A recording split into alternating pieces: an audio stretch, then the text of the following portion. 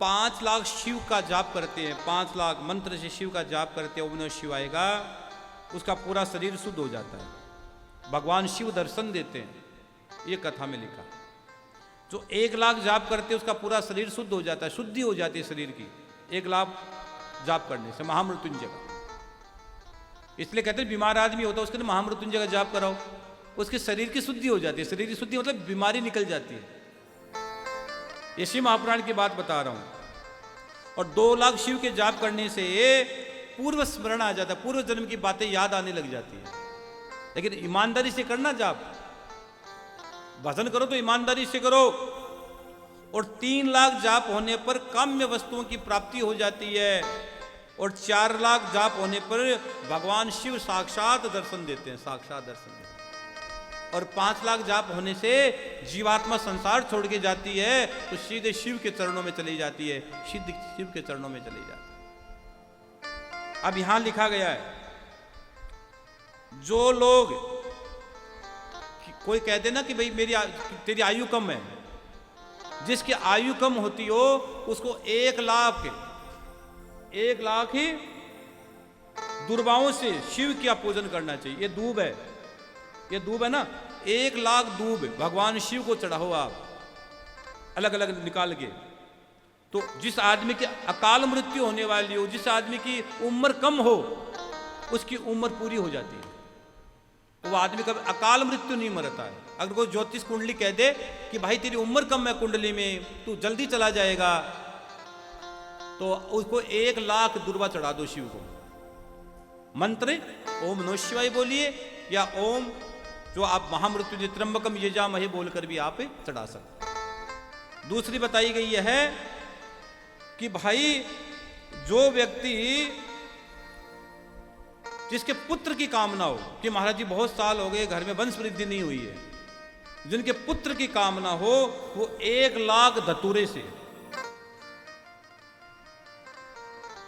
1,00,000 धतूरे से शिव का पूजन करें। 1,00,000 धतूरा शिव पर चढ़ाएं, शिव का पूजन करें। और शिव महापुराण कहती है लाल डंखल वाला अगर धतूरा मिल जाए तो और ही अति उत्तम माना गया। लाल डंखल वाला धतूरा मिल जाए तो और अति उत्तम माना गया है। धतूरा पूजन में शुभदायक माना गया है। अगर वंश वृद्धि नहीं हो रही हो तो महाराज जी अब लाल धतूरे से शिव का पूजन करें। और कोई व्यक्ति चाहता है महाराज जी माना जस को नहीं मिल रहा, कई लोग का महाराज जी माना जस को नहीं मिल रहा, घणो ही करा मैं, मारवाड़ी में कहूँगा महाराज जी घणो ही करा, मैं तो सबको करा, मारो कोई जस को नहीं मिल रहा है, मैं तो सबको परिवार में काम करा और करा। जस अबजस लाभ हानि जन्म मृत्यु सब विधियात, 6 चीज भगवान के हाथ में, लाभ हानि जन्म मृत्यु और जस और अपजस। अगर यश चाहिए तो शिव महापुराण कहती है अगस्त्य के 1,00,000 पुष्प भगवान शिव के पर चढ़ाओ, पूजन करो, आपके हर और यश आपकी कीर्ति फैल जाए, यश मिलेगा आपको। और अब देखो एक प्रश्न और भारी पड़ा हुआ है, एक बहुत भारी प्रश्न। अब क्या करें? अब लोगों ने इसको कैसे बना दिया, कैसे कर दिया मैं नहीं जानता। लोगों ने कह दिया कि शिव पर तुलसी नहीं चढ़ती है। अब भाई 2 बात है।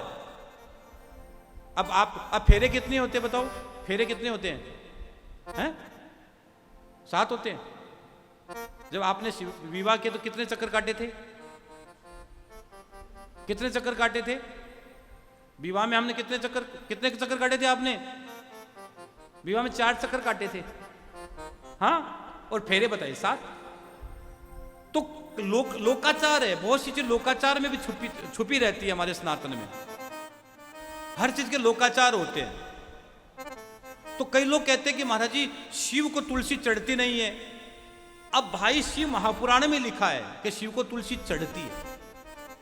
और शिव महापुराण में यहां तक लिखा गया है, रुद्र संहिता में लिखा गया है, जो कोई व्यक्ति यदि तुलसी दल से शिव की पूजा करे तो उपासक को भोग और मोक्ष दोनों मिलता है। अल्लू साहब अब मैं चढ़ाऊंगा तुलसी, अब मैं शिव पर तुलसी चढ़ाऊंगा। अब या तो शास्त्र झूठे, ये बातें झूठी आपकी। लोग मन गणंत बातें बना देते। शिव महापुराण लिखा गया है, पढ़ लेना कागज लेके। पोथी लेकर पढ़ा करो। शिव महापुराण में स्पष्ट लिखा गया है, यदि तुलसी दल से शिव की पूजा करे तो उस जीवात्मा को भोग और मोक्ष दोनों मिलते हैं। 1,00,000 तुलसी दल चढ़ा दोगे तो बोलो। अब नई नई बातें लोग उड़ा उड़ा के ले आते हैं। आजकल तो के सबसे बड़ी तो गूगल गुरु वाले परेशान करके रखे हैं, ये कर लो और ये कर लो। झंझट है ये पाल। ये सीधी बात मैंने टक्के सी बता दी है, और कई जगह लिखा है, एक जगह नहीं लिखा है। शिव महापुराण में कई जगह लिखा है तुलसी शिव का पूजन करो, बस हो गई बात। और किसी व्यक्ति को अगर मन में करे कि महाराज जी मेरे शत्रु बहुत हो गए हैं, वो मेरे दुश्मन बहुत ज्यादा हो गए हैं, तो भैया जपा अड़हुल के 1,00,000 पुष्प शिव पर चढ़ाइए, आपके शत्रुओं पर आपकी विजय प्राप्त हो जाएगी। 1,00,000 पुष्प शिव पर चढ़ाइए आप। और अगर करवीर के 1,00,000 पुष्प शिव पर चढ़ा दिए जाए तो रोगों का उच्चाटन होने लगता है, रोगों का उच्चाटन होने लगता है, रोग भागने लगते हैं। और अगर किसी को चाहिए कि महाराज जी मेरे को अच्छे अच्छे आभूषण चाहिए, जिनको आभूषण अच्छे अच्छे चाहिए, तो शिव महापुराण में लिखा गया है उनको बंदूक यानी दूफरिया की फूलों से शिव का पूजन करना चाहिए। और यहां तक लिखा गया है, कई लोग कहते हैं महाराज जी मेरे को गाड़ी चाहिए, गाड़ी अच्छी अच्छी गाड़ी मेरे घर में हो, वाहन मेरे घर में हो, तो चमेली के 1,00,000 फूलों से, चमेली के 1,00,000 पुष्पों से शिव का पूजन करो आप। आपके घर में गाड़ी आएगी, अच्छी सी गाड़ी आ जाएगी। और जो व्यक्ति शमी पत्र से शिव का पूजन करता है, उनके घर में कथा में लिखा गया है वो व्यक्ति मोक्ष पा जाता है, उसकी मुक्ति हो जाती है। शमी पत्र शिव पर जरूर चढ़ाया करो। और कहते हैं महाराज जी घर में तो गाड़ी आए तो फिर लाडी भी चाहिए। आजकल बहुत ही झंझट चलो, महाराज जी छोरा को ब्याह हो जा, बस महाराज जी छोरा को ब्याह। अरे लोग मिलन आवे, मगर क्या बताओ कि महाराज जी घना ही बढ़िया है, मैं तो बहुत बढ़िया, छोरो एकदम सोनापुर को छोरो है, सब बढ़िया है, लेकिन महाराज जी छोरा को ब्याह हो जा, बस घर में भू आ जा मारे। अब आज नहीं आई जब तक तो बिया रोनो, और आया बाद में बिया रोनो, बहुत ज्यादा रोनो जाया बाद में महाराज। अब खट्टू बैठी है, हमारे घर क्यों आई है इतना दिन से, अब हमारे ही बैठी के, हमारे खातिर बैठी के, बताओ। पहले तो ब्याह हो बोली वो महाराज हो जा तो हो जा, ये महाराज छोरो की बस पीड़ा हाथ हो जा, महाराज हो जा। अब महाराज के ठीक हो जी, अब हो गयो, फिर महाराज के नहीं आनो है महाराज खट्टू आई इसी महाराज मेरो पक होंदा गड़ो बदा बन तैयार हो रही है। अब गड़ो तो तू उल्टा काम करे है, तू बता तो अब क्या करा महाराज। मैंने कई बार कथाओं में कहा विवाह तो वो लड्डू है, खाए वो भी पछता है, नहीं खाए वो भी पछता है। बहुत विचित्र खेल है ये विवाह वाला, बहुत भारी मामला है। इसलिए संतों का दूरी बनाने में से सावधानी हटी, दुर्घटना घटी भाई।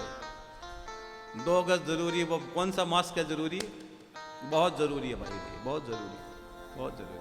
भारी मामला ही है, बहुत सबसे डिफिकल्ट मामला है ये। तो जिनके घर में, चलो बात तो हो गई, अब उत्तर भी सुन लो कि जिनके घर में इच्छा हो कि मेरे घर में अच्छी बहू आए, मेरे बच्चों का विवाह हो जाए मेरे घर में, तो उस व्यक्ति को बेला के 1,00,000 फूल शिव पर चढ़ा दो। आपके घर में अच्छी बहू आए, बेला के 1,00,000 फूल शिव पर चढ़ा दो, आपके घर में अच्छी बहू आएगी, वास्तव में अच्छी बहू आएगी। शिव महापुराण में लिखा है 1,00,000 पुष्प चढ़ा दो बेला के भगवान शिव पर। हाँ, शुभ लक्षणा पत्नी प्रदान करते हैं। और जूही के फूल अगर आप शिव पर चढ़ाते हो तो आपके घर में अन्न की कमी नहीं रहती है, भंडार भरा रहता है। कितने भंडारे करो रोज, कितने भी भंडारे करो रोज, जूही के फूल भगवान शिव पर चढ़ाओ। और कनेर के फूल पर जो व्यक्ति चढ़ाता है शिव पर, उनके घर में वस्त्रों की कमी नहीं होती है, वो वस्त्र खूब मिलते हैं उनको, खूब नए नए वस्त्र, रंग बिरंगे वस्त्र पहनो भगवान शिव पर। 1,00,000 कनेर के पुष्प चढ़ाओ और आनंद करो।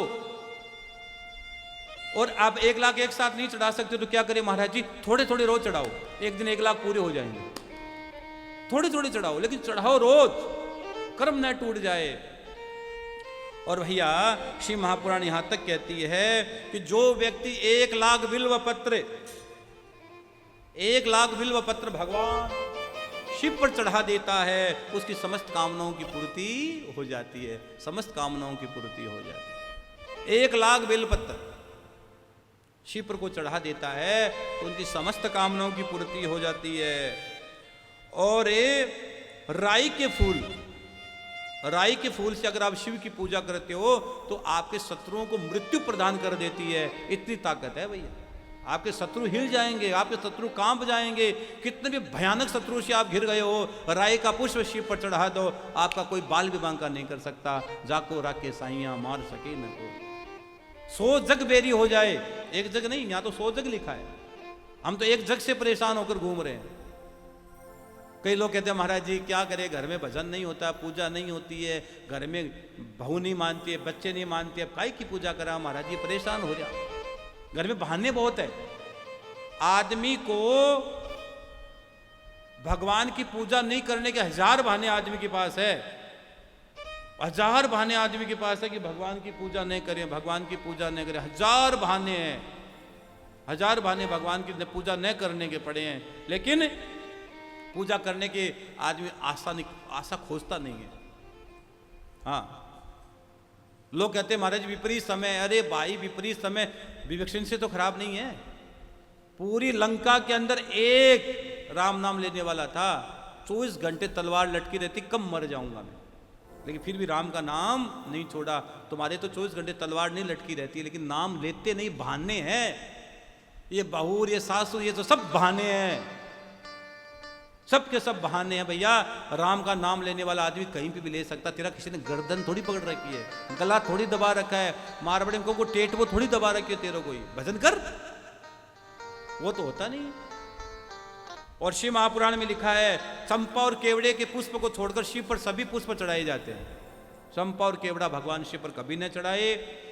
और जो व्यक्ति शिव पर चावल चढ़ाता है, आहा, मैंने कल पीले चावल दिए थे आपको, मैंने कल पीले चावल दिए थे आपको। क्यों दिए थे कि मैंने कहा आज शंकर और पार्वती जी का विवाह उत्सव हम मनाएंगे अभी, तो मैंने कल पीले चावल दिए थे, कल मैंने पीले चावल दिए थे, और आज भगवान शिव पर पीले चावल चढ़ा रहा हूं। जो शिव पर चावल चढ़ा देता है उनके घर में लक्ष्मी आती है,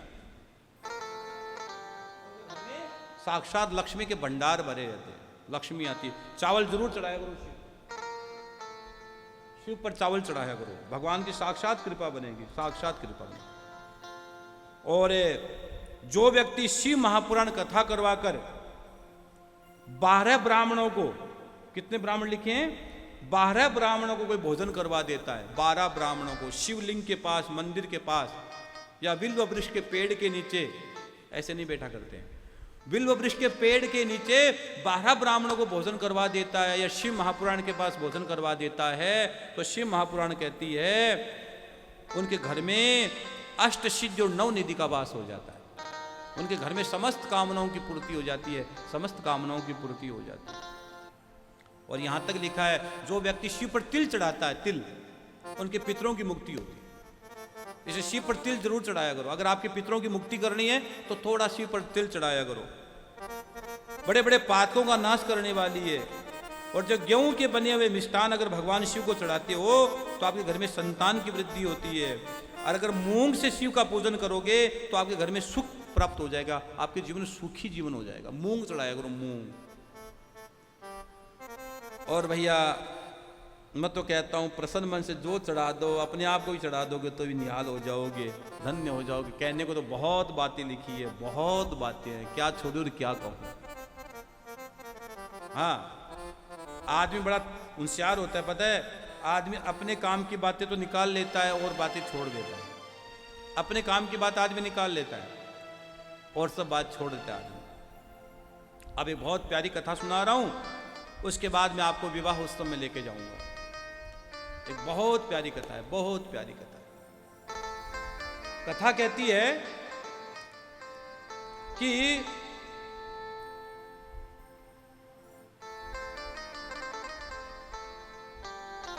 कथा यह कह रही है कि एक ब्राह्मण थे यज्ञदत्त। अब आप कहते हो ना महाराज जी शिव की पूजा करने से क्या होता है, सुनो। एक यज्ञदत्त ब्राह्मण है, वो बहुत अच्छा ब्राह्मण है। लेकिन उसका बेटा है, उनका नाम है गुण निधि। यज्ञ तत् ब्राह्मण है कांपिल्य नगर में, वो ब्राह्मण तो बहुत अच्छा है, लेकिन उसका बेटा है, उसका नाम है गुण निधि, लेकिन उसमें एक भी गुण नहीं है। वो जुआरी है, वो शराब पीता है। जिंदगी में कभी शराब नहीं पीनी चाहिए, कभी नहीं पीनी चाहिए। शराब में कितने शब्द है पता है? 3 शब्द है, स, रे और तीसरा ब। 3 शब्द है शराब में। जो व्यक्ति शराब पीता है, स से शराब उसको सड़ाती है, रे से रुलाती है और ब से बर्बाद कर देती है। इसलिए कभी भी शराब नहीं पीनी चाहिए। जाम पे जाम पीने से क्या फायदा, रात बीती सुबह को उतर जाएगी। इनकी नजरों के 2 घूंट पी ले, सारी जिंदगी नशे में गुजर जाएगी। ऐसा नशा है, बिन पिए नशा हो जाता है। देखूं जब शाम सूरत तेरी, ए बाबा तो तेरा दीदार करता हूं तो नशे में रहता हूं। जिस दिन तेरा दीदार नहीं होता है तो बावला रहता हूं।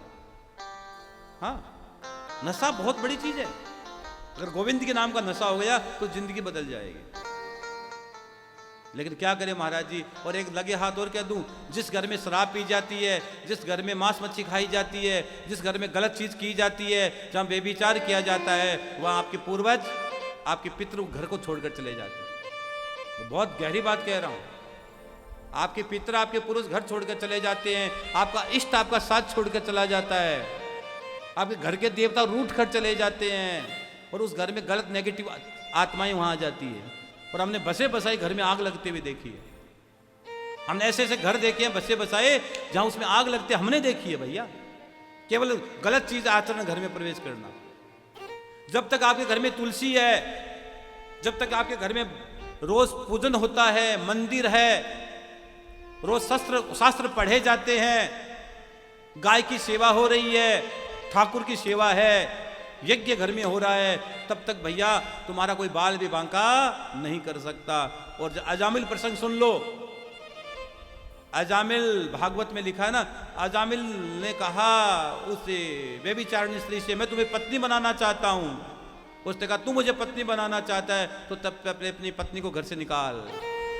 उस अपनी पत्नी को निकाला, यज्ञ की सब वस्तुओं को निकाला, तुलसी को निकाला, वेद शास्त्र निकाले, सब कुछ निकाल दिया। तब कहा मैं तेरे घर आऊंगी।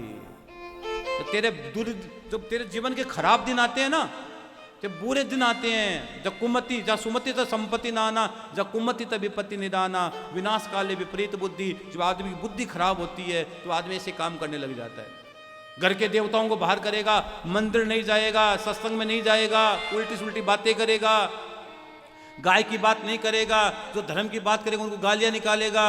घर से बोले पूजा बंद कर दो, ये पूजा बंद करो, ये नहीं होगा, ये नहीं होगा, झंझट करने लगता है बार बार में। सोच लें इसका विनाश का समय आ गया, इसकी बुद्धि खराब हो गई है, उसकी बुद्धि खराब हो गई है। जब आदमी ऐसी उल्टी सुल्टी बात जब करने लगता है तो साक्षात सोचना इसकी बुद्धि समय खराब है, बुद्धि खराब हो गई। जहां सुमति था संपत्ति नाना, जब कुमति था विपत्ति निदान। तो घर से ये चीज निकलने लग जाए, माला में मन नहीं लगे, उल्टी सुल्टी बातों में मन लगने लग जाए, सोचना पाप बढ़ रहा है, पुण्य नहीं बढ़ रहा है, पाप बहुत भारी हो रहा है। तो वो गुण निधि नाम तो था, लेकिन उसमें एक भी गुण नहीं था, एक भी गुण नहीं था, वो जुआरी था। जय श्री श्याम।